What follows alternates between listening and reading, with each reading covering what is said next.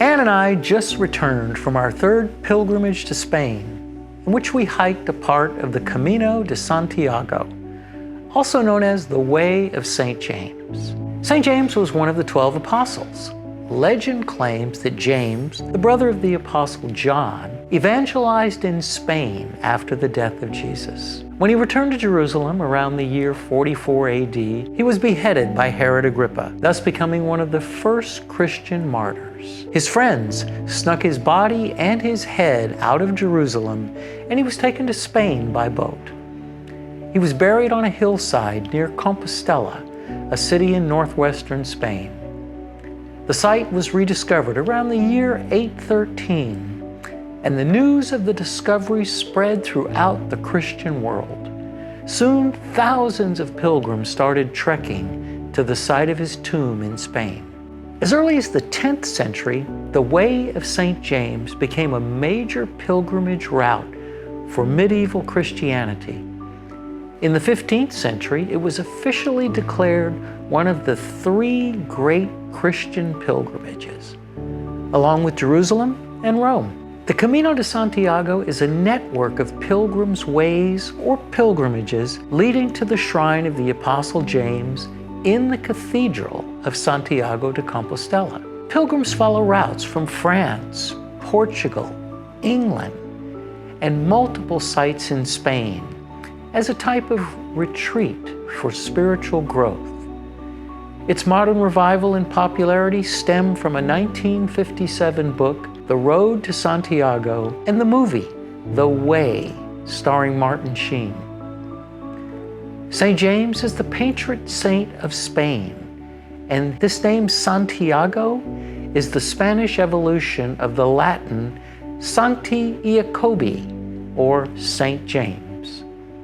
The feast day of St. James is celebrated on July 25 by the Roman Catholic, Anglican, Lutheran, and certain other Protestant churches, as tradition marks this as the day he was martyred in the year 44 AD. The Camino attracts over 500,000 pilgrims each year.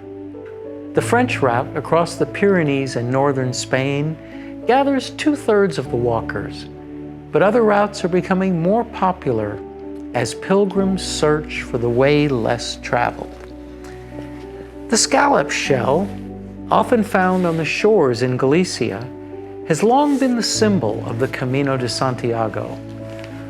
Over the centuries, the scallop shell has taken on a variety of meanings, some practical and some mythical, even if its relevance may have actually derived from the desire of pilgrims to take home a souvenir.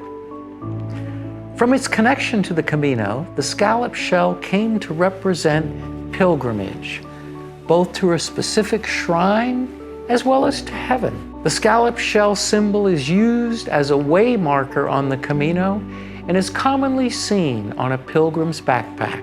During the medieval period, the shell was more a proof of completion than a symbol worn during the pilgrimage as it is today. The actual walk is sometimes easy and sometimes very hard. One hikes through vineyards, villages, and cities, and over mountains. Roads can be slippery and rocky. Some of the tree-lined paths are incredibly peaceful and beautiful. And on some days, you can even find yourself above the clouds. We hiked the last third of the route this time, and that section includes an elevation change of nearly 3,000 feet, up and down. The route is easy to follow, as it is marked with yellow arrows and rays of sunshine painted on rocks, homes, and streets. The food is plentiful and very good. Most towns have what is called a pilgrim's mass every evening before the restaurants open for dinner. Some people like to journey alone, but I prefer a partner, like Anne, and maybe one other couple. Remember, Jesus sent out the disciples 2 by 2. He did not expect them to do anything alone, but rather in relationship. He gives them someone to walk with, to bounce ideas off of, to lean on when the walk gets difficult, and someone to remind us to have faith, hope, and trust in our God. Buen Camino, and St. James, pray for us.